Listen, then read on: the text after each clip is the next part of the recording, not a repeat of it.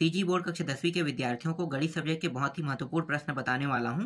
आपको यहाँ से प्रश्न देखने को मिलेगा, तो आपको ना इन सारे प्रश्नों को पढ़ के वार्षिक पेपर में एग्जाम दिलाने जाना है। साथ ही साथ अर्धवार्षिक पेपर के लिए भी ये टॉपिक बहुत ही महत्वपूर्ण है, तो आपको ये छोड़ना नहीं है, पढ़ना है। और आईएमपी सूची मैंने पहले ही आपको दे दिया है, 2 नंबर, 3 नंबर, 4 नंबर, 5 और 6 नंबर के कौन कौन से प्रश्न आपके एग्जाम में आएगा। और अभी मैं आपको 1 नंबर का प्रश्न बता रहा हूँ। तो टोटल सभी प्रश्नों की जानकारी मैं यहाँ पे आप लोगों को दे रहा हूँ। तो जो मैं बता रहा हूँ आपको उसी को पढ़ के एग्जाम दिलाने जाना है, आपको और बाहर से पढ़ने की जरूरत नहीं है। तो चलो मैं आपको बता देता हूँ।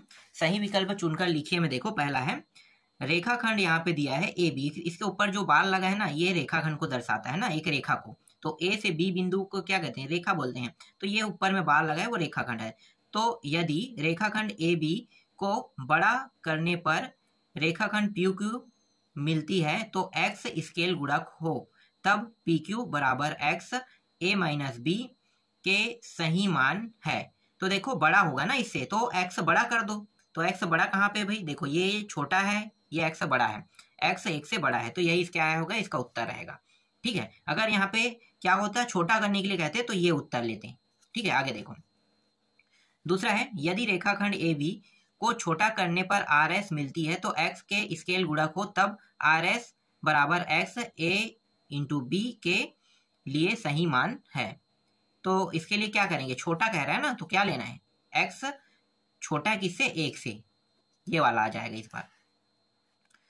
50 सेंटीमीटर गुणित 20 सेंटीमीटर के नक्शे को 10 गुणित 4 सेंटीमीटर तक करने के लिए स्केल गुणक होगा, तो क्या होगा? तो ये देखो, ये दोनों को डिवाइड करोगे 5 से, तो ये 5 से डिवाइड करोगे 10 बचेगा, और इसे 5 से डिवाइड करोगे 4 बचेगा। इसका मतलब 1/5 आ जाएगा। कहाँ पे 1/5? देखो यहाँ पे डी में है।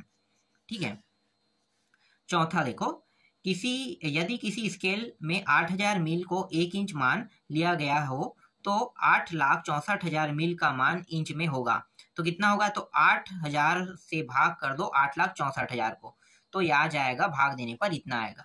ठीक है, तो 1150 इंच यहाँ पे उत्तर लेना है। अगला है एक समकोण त्रिभुज में कर्ण का वर्ग शेष 2 भुजाओं के वर्गों के योग के बराबर होता है। यह कथन क्या है? यह कथन जो है, देखो कर्ण के वर्ग जो होते हैं ना, उसके बराबर आधार का वर्ग प्लस लंब का वर्ग होता है। तो ये पाइथागोरस प्रमेय में होता है, तो क्या होगा? पाइथागोरस प्रमेय आ जाएगा।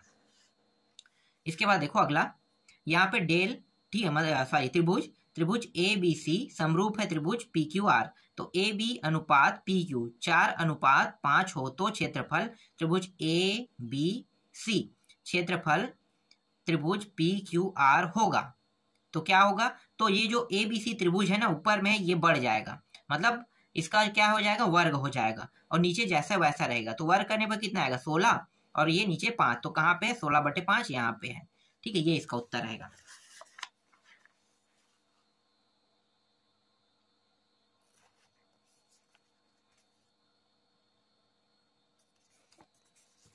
एक सेकेंड। इसके बाद देखो 7वां प्रश्न, त्रिभुज ए बी सी का क्षेत्रफल 25 वर्ग इकाई तथा त्रिभुज पी क्यू आर का क्षेत्रफल 49 वर्ग इकाई। यदि त्रिभुज ए बी सी समरूप है त्रिभुज पी क्यू आर हो तो ए बी अनुपात पी क्यू, तो ये 5 इससे निकल जाएगा, ये 5 का वर्ग होता है, ये 7 का वर्ग है, तो 5:7 देखो कहाँ पे? ये रहा बी।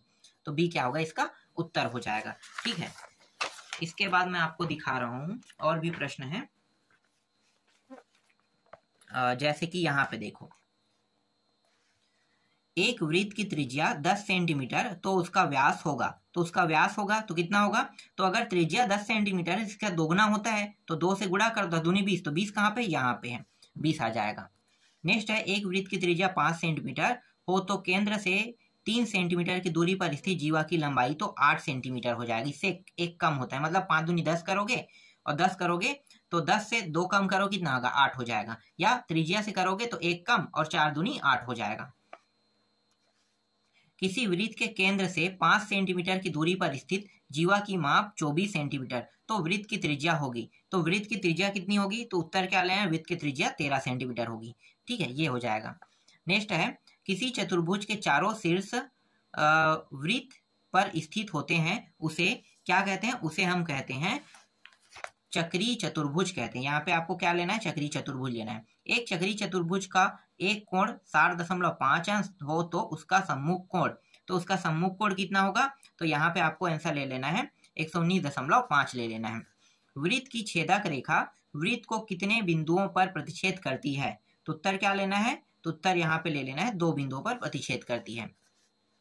PAB वृत्त की छेदक रेखा जो वृत्त को बिंदु A व B पर प्रतिच्छेद करती है तथा PT एक स्पर्श रेखाखंड यदि PA बराबर 4 सेंटीमीटर PB बराबर 9 सेंटीमीटर हो तो PT का मान होगा, तो उत्तर क्या लेना है, यहाँ पे 6 सेंटीमीटर ले लेना है। चाप द्वारा केंद्र पर बना कोण परिधि के शेष भाग में बने कोण का होता है, उत्तर क्या लेना है, यहाँ पे उत्तर यहाँ पे लेना है 2 गुना होता है।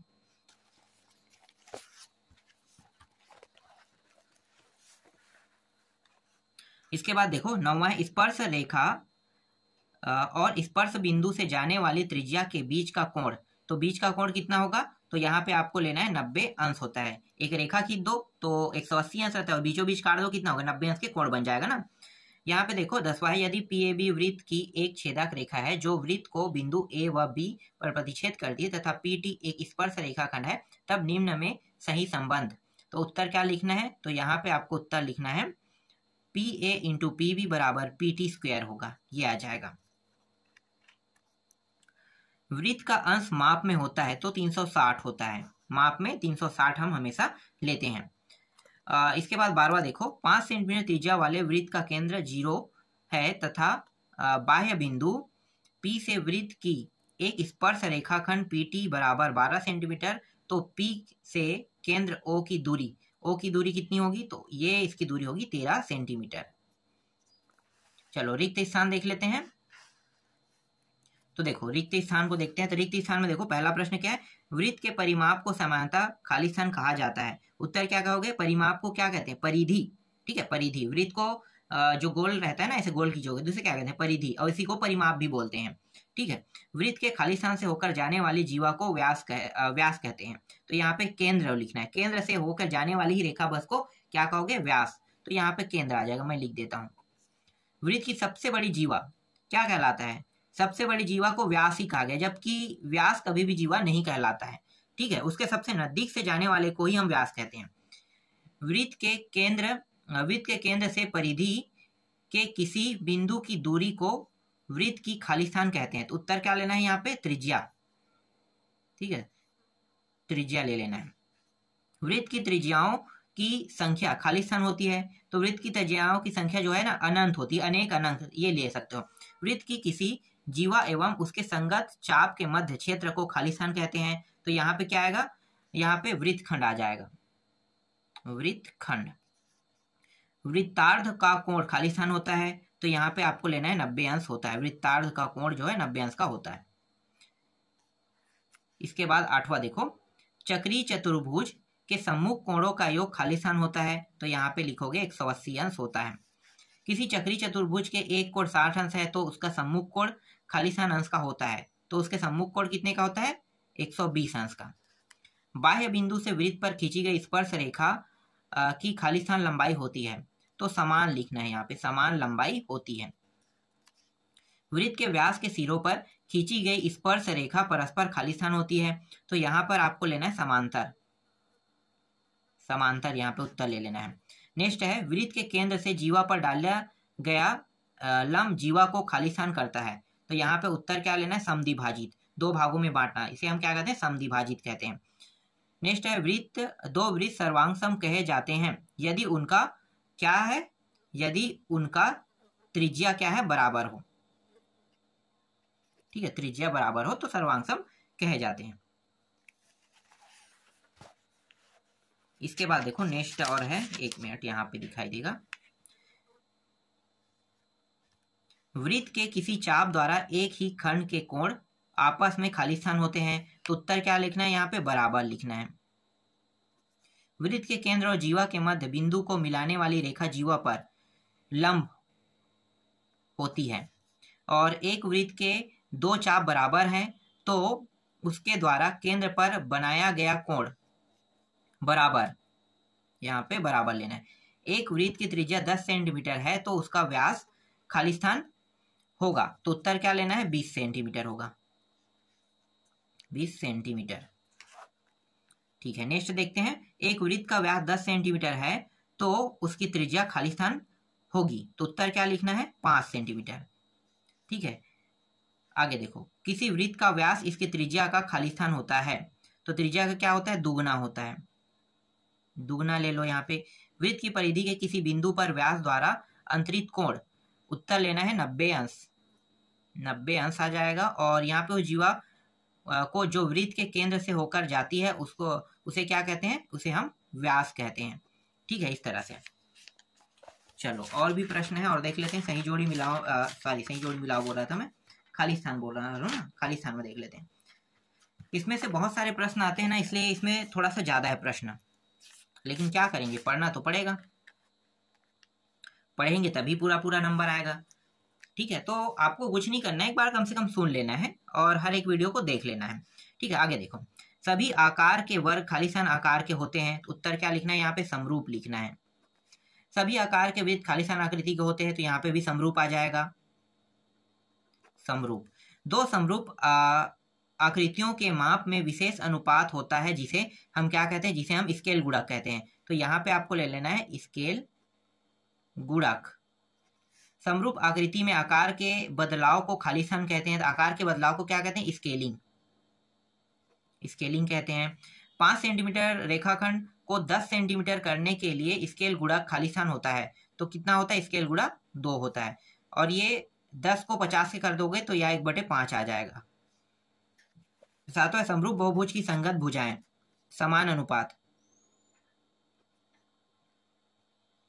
अनुपात में होती है। इस तरह से समरूप बहुभुज के संगत कोण खाली स्थान होते हैं, तो यहाँ पे बराबर आ जाएगा। सभी सर्वांगसम बहुभुज खाली स्थान होते हैं, तो यहाँ पे क्या लिखना है, समरूप लिखना है। और यदि स्केल गुणक 1 से अधिक है तो नई आकृति क्या कहलाएगी, बड़ी, यहाँ पे बड़ी आ जाएगा। अब सत्य असत्य देख लेते हैं। सत्य असत्य में देखते हैं, सत्य असत्य से भी प्रश्न आता है, तो सत्य असत्य को देखें, थोड़ा सा मैं जूम कर लेता हूं इसे। देखो, यदि किसी त्रिभुज की एक भुजा के समांतर एक सरल रेखा खींची जाए तो वह अन्य 2 भुजाओं के समान अनुपात में विभक्त करती है, क्या ये सत्य है, सत्य है। राइट करेंगे, जो सत्य रहेगा सत्य को गलत कर देंगे। 2 समरूप त्रिभुज सदैव सर्वांगसम होते हैं, यह असत्य है, ऐसा बिल्कुल नहीं होता है। सर्वांगसम वाले समरूप जरूर हो सकते हैं। 2 त्रिभुज की भुजाएं समानुपात में हो तो त्रिभुज समरूप होते हैं, ये सत्य है। त्रिभुज के एक कोण का समद्विभाजक सम्मुख भुजा को समत्रिभाजित करता है, तो ये असत्य है। समरूप त्रिभुज के क्षेत्रफलों का अनुपात संगत भुजाओं के वर्गों के अनुपात के बराबर होते हैं, तो ये सत्य है।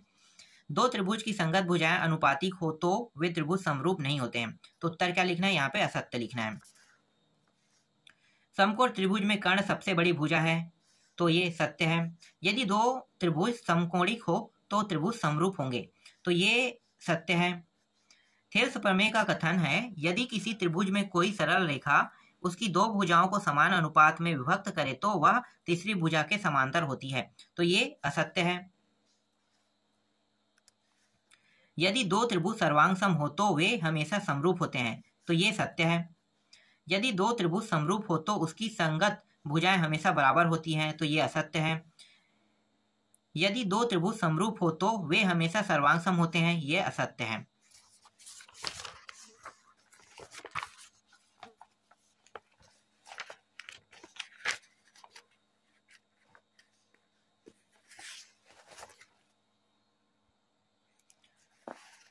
ठीक है, थोड़ा सा एडजस्ट करने में दिक्कत हो रहा है, देखते हैं। हाँ ठीक है, आ गया।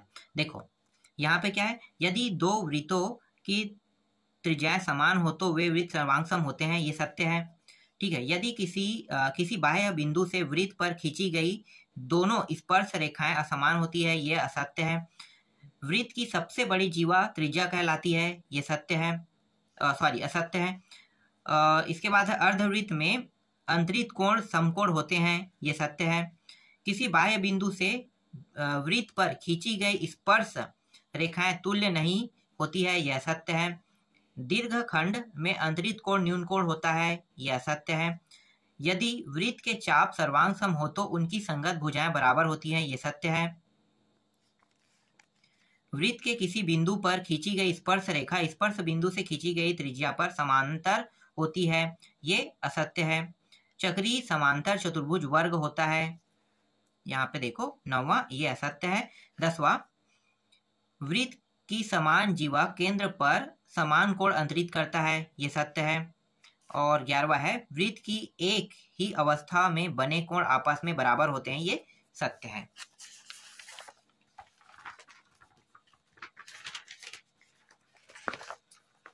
इसके बाद देखो, जीवा वृत्त को 2 बिंदुओं पर प्रतिच्छेद करती है, तो ये सत्य है। वृत्त की छेदक रेखा वृत्त को 3 बिंदुओं पर प्रतिच्छेद करती है, तो ये असत्य है। किसी एक बाह्य बिंदु से वृत्त पर 4 स्पर्श रेखा खींची जा सकती है, ये असत्य है। तो इस तरह से मैंने आप लोगों को